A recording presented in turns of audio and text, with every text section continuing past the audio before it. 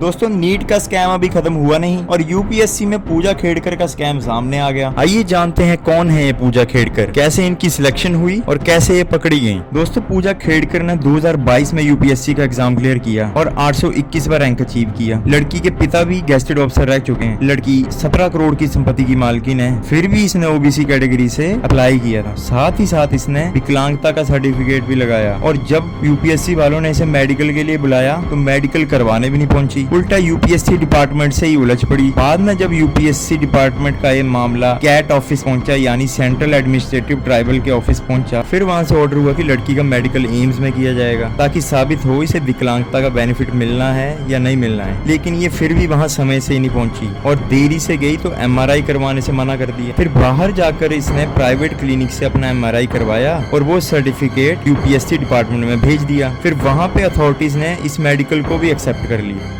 और फिर ये बन गई ट्रेनी आईएएस ऑफिसर, और वो भी अपने होम कार्डर में, और पुणे में इसकी ट्रेनिंग शुरू हो गई। अब सवाल आता है कि पूजा खेड़कर पकड़ी कैसी गई। दोस्तों ये कभी भी पकड़ी नहीं जाती अगर इसके कुछ शौक बाहर नहीं आते। ट्रेनिंग टाइम में ही इनको लग्जरी गाड़ी, उसके ऊपर नीली बत्ती, चौड़ी नंबर प्लेट चाहिए थी, कंफर्टेबल ऑफिस हो, अटैच्ड वॉशरूम हो, सरकारी घर हो, और लिस्ट तो बहुत लंबी है। और हद तो तब हुई जब इनके पिता दफ्तर में आके बाकियों को धमकाने लगे। इनकी ये डिमांड्स देखकर, इनके पिता का इंटरफेरेंस देखकर किसी दूसरे आईएएस ऑफिसर ने कंप्लेंट कर दी और तब जाके मामला सामने आया। अब ये सवाल उठते हैं कि देश की सबसे बड़ी सरकारी नौकरी यानी आईएएस, आईपीएस या अन्य सिविल सर्वेंट को भर्ती करने वाला यूपीएससी इतना लीनियंट कब से होने लगा कि बिना सर्टिफिकेट्स क्रॉस चेक किए ही रिक्रूटमेंट दे दी।